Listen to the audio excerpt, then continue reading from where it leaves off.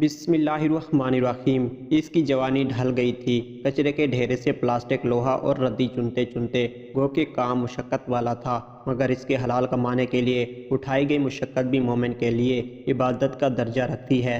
یوں ہی اس مرد مومن نے بھی اپنی مشقت کو عبادت سمجھ رکھا تھا۔ کچرے کے ڈھیرے سے بعض اوقات اسے گلے سڑے پھل یا دوسری کھانے پینے کی اشیاء مل جاتی تھی۔ وہ خود ایسی چیزیں اٹھا کر کھا لیتا تھا اور جو کچھ بھی ملتا اس میں سے آدھا کھاتا اور باقی کا آدھا بچا کر رکھ لیتا تھا تاکہ اپنی بیوی کو کھلا سکے، مگر بچوں کو کبھی اس نے کچرے کے ڈھیرے سے اٹھائی ہوئی چیزیں نہیں کھلائی تھی۔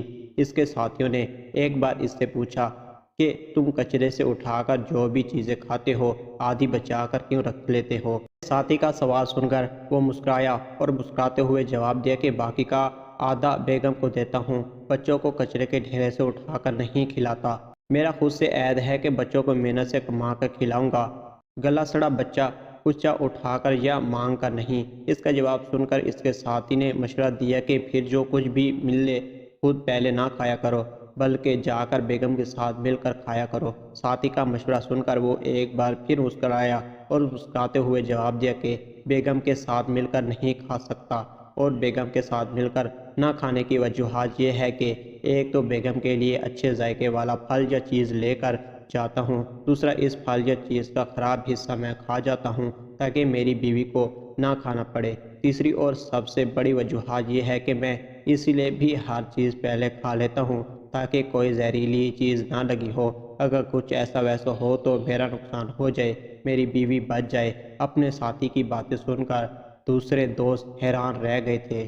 اس کا نام اختر شیر خان تھا۔ اس کی عادت تھی وہ ہفتے بھر علاقے میں گھوم پھر کر کچرا کنڈیوں سے لوہا، پلاسٹک اور ردی وغیرہ جمع کرتا رہتا تھا۔ جمعرات والے دن وہ جمع کیا ہوا سارا سامان بیچتا اور ان پیسوں سے گھر کا راشن لے کر آ جاتا تھا۔ پچھلی چند سالوں سے مہنگائی چونکہ رفتار سے بڑھتی جا رہی تھی، جبکہ اجرت وہیں کھڑی تھی، لہٰذا گھر کا چولہا جلتا رکھنے کے لیے سارے گھر والوں کو کچھ نہ کچھ قربانی دینی پڑی تھی۔ فیصلہ یہ ہوا کہ بچوں کو 3 کے بجائے 2 وقت کی روٹی ملے گی، جبکہ وہ دونوں میاں بیوی 2 کی بجائے 1 وقت کی روٹی کھائیں گے تاکہ بچوں کا پیٹ بھر سکے، ورنہ اتنی محدود آمدنی چولہا جلتے رکھنا ممکن نہیں تھا۔ آج کے دور میں کڑی محنت کے بعد بھی ایک مزدور کے گھر میں کئی بار فاقہ ہو جاتا ہے۔ اس کے ساتھ بھی ایسا ہی ہو رہا تھا۔ کئی بار بچوں کو بھی پورا دن بھوکا رہنا پڑتا تھا، اور بھوکے بچوں سے نظریں نہ ملانے کی وجہ سے اختر سارا دن گھر نہیں آتا تھا۔ وہ دہلیز سے باہر چھپ کر انتظار کرتا رہتا تھا۔ بھوک سے بلکتے معصوم بچے جب روتے روتے تھک کر سو جاتے تھے تو وہ گھر میں داخل ہو جاتا تھا۔ 2 سال پہلے کی بات ہے کہ ایک بار جمعرات والے دن اختر اپنا جمع شدہ سامان بیچ کر گھر واپس آ رہا تھا کہ 4 ظالم ڈاکوؤں کے ہتھے چڑھ گیا۔ ڈاکوؤں نے اس سے رقم چھیننا چاہی تو اس نے مزاحمت کی، کیونکہ اس کو ہتھیار سے زیادہ تکلیف بھوک سے بھلکتی سسکتی اولاد کی آہوں اور سسکیوں کی تھی۔ اس کے مزاحمت کی وجہ سے ڈاکوؤں نے اسے جان سے مار کر اس کی جیب سے 450 روپے نکال لیے۔ پچھلے شاید 5 سالوں میں پہلی بار اس کی موت پر اس کے گھر والوں کو 3 ٹائم پیٹ بھر کر کھانا نصیب ہوا تھا، مگر اس کی موت کے بعد گھر میں ایک وقت کے لیے چولہا جلانا بھی ناممکن ہو گیا۔ گھر کی بڑی بیٹی نے ماں کے ساتھ مل کر گھر کی ضروریات پورا کرنے کے لیے محنت شروع کر دی، مگر جلدی ہی ان کو اندازہ ہو گیا کہ شریف عورتوں کے لیے رزق کمانا اتنا آسان نہیں ہے، لہٰذا چل پھر رزق کمانے کی بجائے انہوں نے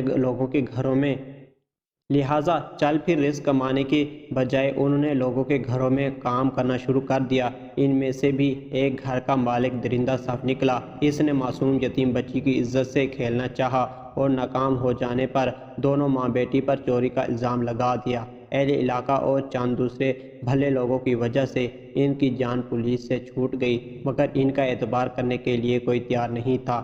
یہاں تک کہ جوانی کی دہلیز پر قدم رکھتی یہ بچی 4 روز سے فاقے کی حالت میں رہنے کے بعد مر گئی۔ لوگ سچ کہتے ہیں عورت فطرتاً ماں ہوتی ہے۔ جب بچی کو اپنی موت سامنے نظر آنے لگی تو اس نے اپنی ماں کو مخاطب کر کے وصیت کرتے ہوئے کہا کہ میں مر جاؤں تو مجھے دفن نہ کرنا، میرا گوشت ابال کر میرے بہن بھائیوں کو کھلا دینا۔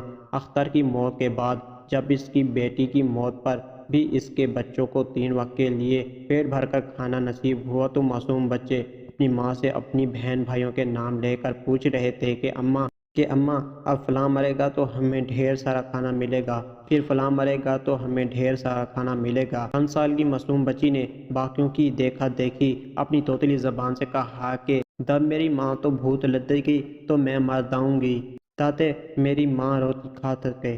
جب میری ماں کو بھوک لگے گی تو میں مر جاؤں گی تاکہ میری ماں کو روٹی مل جائے۔ ماں اپنے بچوں کی باتیں سن کر دھاڑے مار مار کر رو پڑی تھی۔ اس کی آہیں یقیناً عرش تک پہنچی ہوں گی، مگر آپ تک، مجھ تک، حکومتی ایوانوں اور نمائندوں تک نہیں پہنچی ہوگی اور نہ ہی شاید کبھی پہنچے گی۔